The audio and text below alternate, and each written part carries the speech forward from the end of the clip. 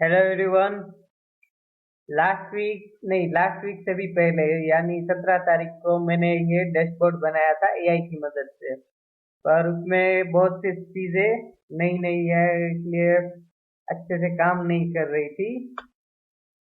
तो उसी को मैं थोड़ा एडवांस बनाने की सोच रहा था, पर एआई अभी भी उतना एडवांस नहीं हुआ है जितना हम सोच रहे हैं या जितनी उसे वैल्यूएशन दी जा रही है। उसकी फ्रस्ट्रेशन मैं यहाँ पे निकाल भी रहा हूँ उसे भला बुरा कह के, पर वो फिर भी वही सब कुछ दे रहा है जो वो दे सकता है। अभी भी उतना एडवांस नहीं हुआ है।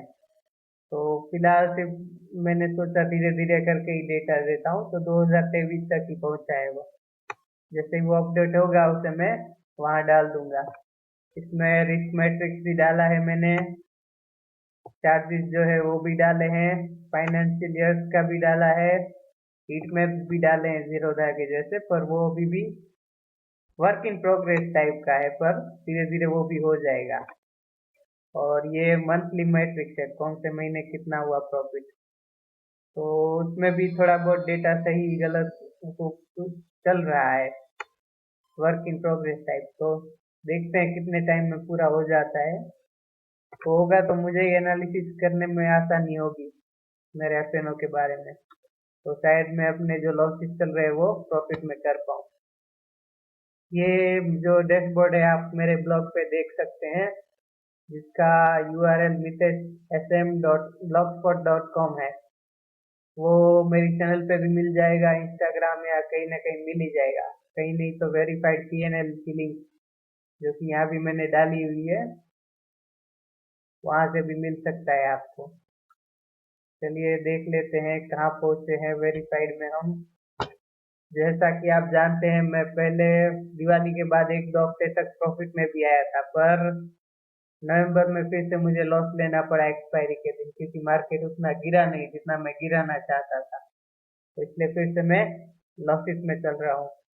और उसके बाद भी कुछ दिन चले गए तो ये पूरा नहीं दिखा रहा है, लॉस थोड़ा इससे ज्यादा है। 36 से 37 हजार का लॉस है, और अभी जो पोजीशन खड़ी है उसमें 75 हजार का लॉस और है। यानी कुल मिला के एक पेटी जितना और है, तो मार्केट मुझसे लेना चाहता है। और इसको मिला के टोटल अभी 13 महीने हो चुके हैं जब मेरे लॉस में चल रहे हैं, यानी मुझे कुछ पैसा मिला ही नहीं है यार। यानी मेरे पगार होते हुए काम करते हुए भी जीरो सैलरी मिल रही है। तो ऐसा तो नहीं चलेगा ना। तो उसके लिए मुझे देखना है, या तो मार्जिन बढ़ाने के लिए कहीं से बाहर से पैसा उठाना पड़ेगा, या फिर एकदम एक्सेलेंट होना पड़ेगा। पता नहीं, मैं भी ट्राई कर रहा हूँ। अलग अलग दूर की पोजीशंस ले रखी है मैंने, जून तक की ली हुई है ट्राई करने के लिए, क्योंकि मुझे जितना दूर का मिले उतना मुझे सोचने का टाइम ज़्यादा मिल जाएगा, व्यूज बदलने का। फिर भी गड़बड़ हो ही जाती है, पता नहीं क्यों। चलिए अब थोड़ा चार्ट देख लेते हैं। पहले मैं डिस्क्लेमर दे दूं, मैं कोई से भी रजिस्टर्ड नहीं हूँ एनालिस्ट, इसलिए सिर्फ मैं अपने लिए जो कर रहा हूँ वही दिखा रहा हूँ। उसको बेस पर आप बिल्कुल ट्रेड मत कीजिएगा। मैं वैसे भी लॉस में चल रहा हूँ, मेरी वजह से आपको लॉस होगा, फिर आप मुझे बददुआ देंगे, मेरा लॉस बढ़ेगा। ऐसा कुछ मत कीजिएगा प्लीज। तो मैं जिन लोगों को चार्ट समझ में नहीं आते उन लोगों को समझा देता हूँ। ये अमावस्या और पूर्णिमा का है जो हमें टॉप और बॉटम का बताता है। गड़बड़ कहाँ हुई, मार्केट है वो एकदम सीमित रेंज में चल रहा था, ये पर्पल लाइंस के बीच में। पर्पल और ये दूसरी कौन सा कलर है मुझे नहीं पता, पर इसी के बीच कितने टाइम से मार्च से चल रहा था इसके बीच में। यहाँ पे ब्रेकआउट आ गया, मेरे मार्जिन ट्रिगर हो गए, लॉसेस चालू हो गए। यहाँ दूसरा ब्रेकआउट आ गया, मार्जिन ट्रिगर, लॉस चालू। पहले क्या होता था, एक ही रेंज में रहता था। हम अगर भूतकाल में देखेंगे, जब जब ये रेंज के बाहर जाता है तब मेरे लॉसेस बढ़ जाते हैं, और जब तक रेंज में रहता है तब तक कोई प्रॉब्लम नहीं आती है। ये देखिए, जो 2024 का साल था मेरे लिए सबसे बढ़िया था, सिवाय कि यहाँ इलेक्शन में एक दिन मार्केट छोड़ने की हालत हो गई थी। जितना प्रॉफिट साल का है वो एक दिन में पोजीशन में दिखा रहा था, उसके बारे में मैंने वीडियो में डाला था। तो इन सब से आगे यहाँ से फिर रेंज की बाहर गया, गड़बड़ चालू हो गई और तब से लेके ये हर रेंज को तोड़ के अलग अलग जगह जा रहा है। फिलहाल अभी के लिए ये वाली रेंज में चल रहा था, तब तक प्रॉफिट था, मतलब लॉस रिकवर चल रहा था। अब उसने नया एक पाथ ढूंढा है जो ये दोनों से तो बाहर ही है, पर पूरा बाहर भी नहीं निकल रहा है और पूरा अंदर भी नहीं आ रहा है, दोनों के बीच में रहा है। और यही चिंता का विषय है, या शायद मैंने ये लाइन गलत स्ट्रोक की है। लाइन स्ट्रोक करने का बेसिक रूल, हमारे पास दो लो होने चाहिए, उन दोनों को जोड़ दो और खींचते जाओ लाइन। दो हाई लीजिए, उसको भी जोड़ दीजिए और खींचते जाइए। और पैरेलल से तो सेम डायरेक्शन में तो हमें थोड़ा पता चल जाता है।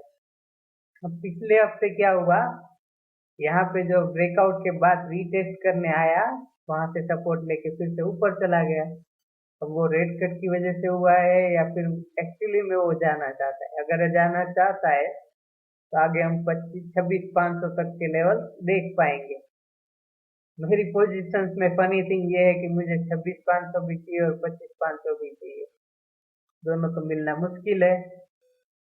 पर अगर मिल जाए तो मैं प्रॉफिट में आ जाऊंगा, अभी नहीं मिले तो थोड़ा लॉस होगा, पर एक कोई भी आएगा तो थोड़ा लॉस कम होगा शायद, मुझे नहीं पता। अभी शुरुआत ही हुई है दिसंबर की, तो कुछ भी हो सकता है। और क्योंकि मैं सिर्फ निफ्टी को जानता हूँ सालों से, तो इसलिए मैं सिर्फ निफ्टी में ही ट्रेड करता हूँ। पोर्टफोलियो कहीं भी जाए मुझे कोई फर्क नहीं पड़ता। अब ऐसे में दूसरों को क्या करना चाहिए? कुछ नहीं, एसआईपी में लगे रहिए। अगर डायरेक्ट समझ में आता है तो और अच्छा है। आईपीओ की तो बात ही नहीं हो सकती है, इतने भारी वैल्यूएशन है जो मैंने कभी देखे नहीं है, इसलिए मेरा भी हिम्मत नहीं हो रहा है अभी आईपीओ में जाने का। और गोल्ड की बात करें तो गोल्ड तो अभी इतना महंगा है कि इस लेवल पे ना बाय कर सकते हैं ना सेल कर सकते हैं। फिर भी कुछ लोग कर रहे हैं इन्वेस्टमेंट, मैं उन्हें धन्यवाद देना चाहूंगा, क्योंकि मेरा भी जो सोवरिन गोल्ड बॉन्ड का सोना बेचने पड़ेगा तो किसी ने लिया होगा तभी मैं बेच पाऊंगा। अब जो इतना महंगा ले रहे हैं उन्हें थैंक यू बोलना चाहिए। अगर वो लोग इस भाव पे नहीं लेंगे तो हम कैसे बेच पाएंगे इस भाव पे? तो अभी के लिए बस यही है मेरा सारा स्टेटस अपडेट। और बाकी चीज़ों के लिए मैं ब्लॉग को एआई की मदद से अपग्रेड करने की कोशिश कर रहा हूँ। आपको कुछ हेल्प चाहिए या फिर कुछ काम हो जो आप एआई से करवाना चाहते हो पर आप समझ नहीं पा रहे हो तो कैसे करवाएं, तो मैं आपको बता दूं, मैं एआई का अर्ली एडॉप्टर हूँ। जब से जेट जीपीटी आया तब से मैं उसमें नई नई चीज़ें सीख रहा हूँ, उस पर काम करवाने के बारे में। और क्योंकि मैं अभी लॉस में चल रहा हूँ तो मेरे को काम की ज़रूरत है जो मार्केट से रिलेटेड ना हो। तो अगर आपके पास मार्केट से रिलेटेड ना हो, ऐसा कुछ काम है या कुछ आइडिया है जिससे आप काम करना चाहते हैं, तो आप वो मुझे भेज सकते हैं या फिर कमेंट कर सकते हैं। Thank you for watching, keep supporting.